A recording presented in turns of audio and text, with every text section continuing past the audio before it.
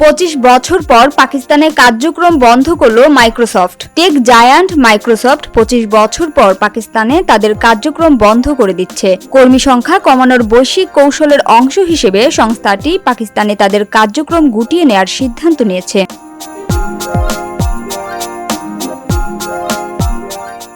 Microsoft পাকিস্তানের সাবেক প্রতিষ্ঠাতা কান্ট্রি ম্যানেজার জাওয়াদ রেহমান সরকারের লিঙ্কডিনের পোস্টের বরাত দিয়ে পাকিস্তানের সংবাদ মাধ্যম ডন এক প্রতিবেদনে এ তথ্য জানিয়েছে। মাইক্রোসফট পাকিস্তানের সাবেক প্রধান জাওয়াদ রহমান লিঙ্কডিনের সেই পোস্টে জানান, প্রতিষ্ঠানটি পাকিস্তানের অফিসিয়ালি তাদের কার্যক্রম বন্ধ করছে।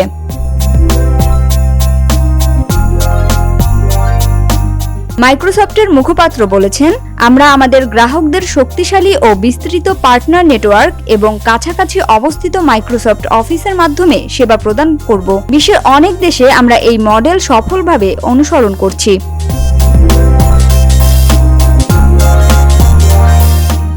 এছাড়া মাইক্রোসফট সম্প্রতি বিশ্বব্যাপী ছাঁটাই কার্যক্রমের অংশ হিসেবে এই সিদ্ধান্ত নিয়েছে।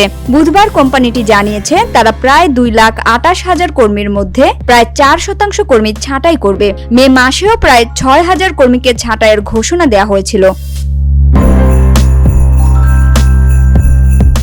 পাকিস্তানের আইটি ও টেলিকম মন্ত্রণালয় এক বিবৃতিতে জানায়, বিশ্বব্যাপী প্রযুক্তি প্রতিষ্ঠানগুলো অন প্রিমাইস সফটওয়্যার থেকে ক্লাউড ভিত্তিক সফটওয়্যার অ্যাজ আ সার্ভিস মডেলে রূপান্তরিত হচ্ছে। মাইক্রোসফটের সিদ্ধান্ত এই পরিবর্তনেরই প্রতিফলন।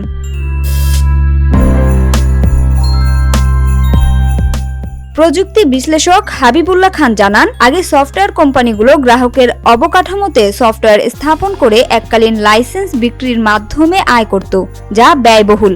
কিন্তু SaaS মডেলে কোম্পানি ক্লাউডের মাধ্যমে সাবস্ক্রিপশন ভিত্তিক আয় করে, ফলে অন গ্রাউন্ড উপস্থিতির প্রয়োজন পড়ে না।